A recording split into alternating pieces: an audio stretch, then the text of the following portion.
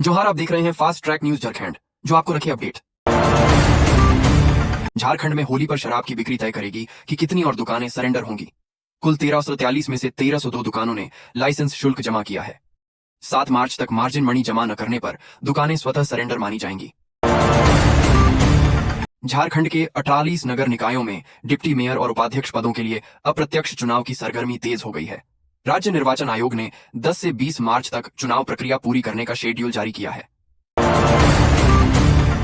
कांग्रेस झारखंड में नगर निकायों में अपनी स्थिति मजबूत करने की तैयारी में है। रांची नगर निगम में डिप्टी मेयर पद जीतने के लिए पार्टी अपने पार्षदों को एकजुट कर रही है।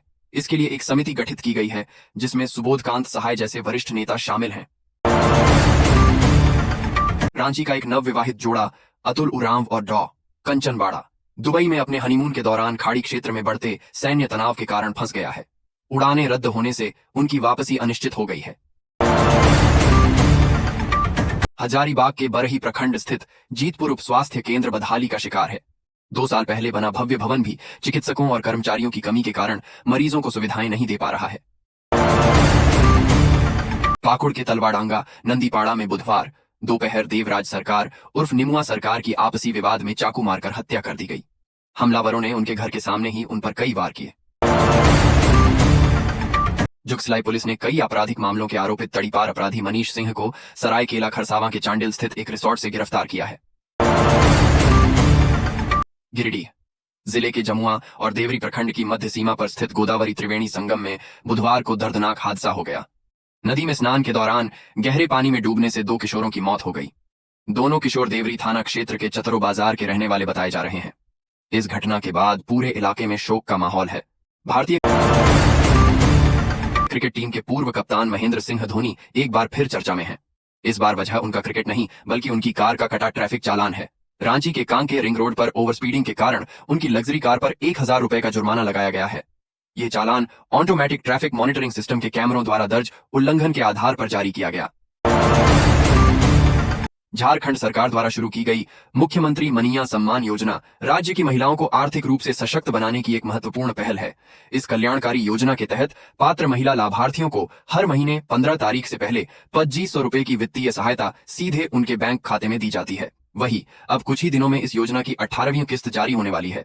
ऐसे में आइए जानते हैं कि इस योजना का लाभ उठाने के लिए कौन आवेदन कर सकता है और इसके लिए जरूरी दस्तावेज क्या क्या है।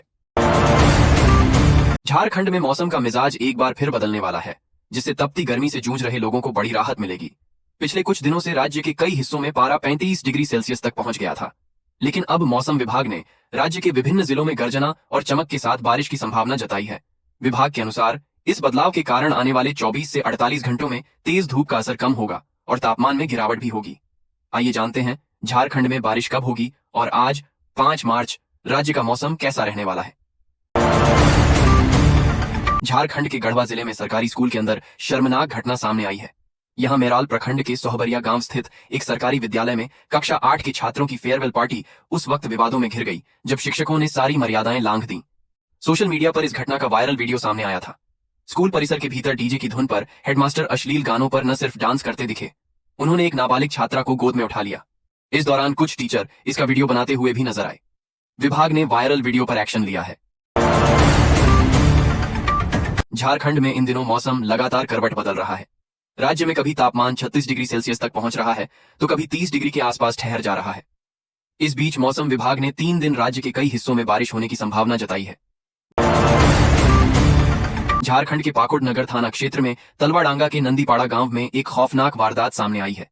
इस घटना ने उत्सव की खुशियों को मातम में बदल दिया। मंगलवार दोपहर करीब 2:30 बजे 44 साल के देवराज सरकार की लगभग 8 से 10 हमलावरों ने दिन दहाड़े हत्या कर दी। इस मामले की सूचना मिलने पर पुलिस मौके पर पहुंची और मामले की जांच कर रही है। पुलिस का कहना है कि जल्द ही मामले का खुलासा कर दिया जाएगा।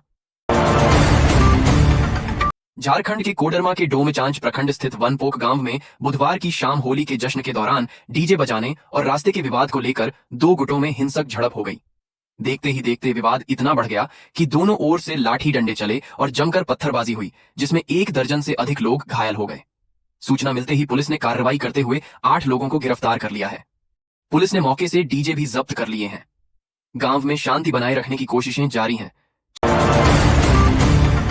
चक्रधरपुर रेल मंडल में भालुलता और जराईकेला के बीच जंगली हाथियों की मौजूदगी के कारण ट्रेनों की गति धीमी कर दी गई।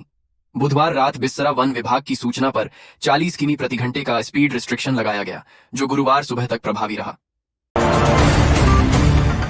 पलामू के मेदिनी नगर में होली की रात 3 युवकों ने सिगरेट न मिलने पर एक दुकान में आग लगा दी। सुआ गांव के निराला टोला में राजेश कुमार गुप्ता की किराना दुकान में लगी आग से करीब 10 लाख रुपए का सामान जलकर राख हो गया।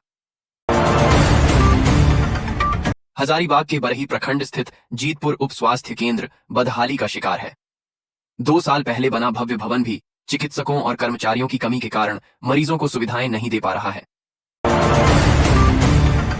गुमला के डुमरी में बच्चा चोरी के संदेह में 3 युवकों को ग्रामीणों ने पकड़ा। कठगांव स्कूल के पास आचार बेच रहे युवकों पर एक छात्रा ने बच्चे को पकड़ने की कोशिश करते देखा। छात्रा की सूझबूझ से ग्रामीणों ने उन्हें खदेड़कर पकड़ा और पुलिस को सौंप दिया।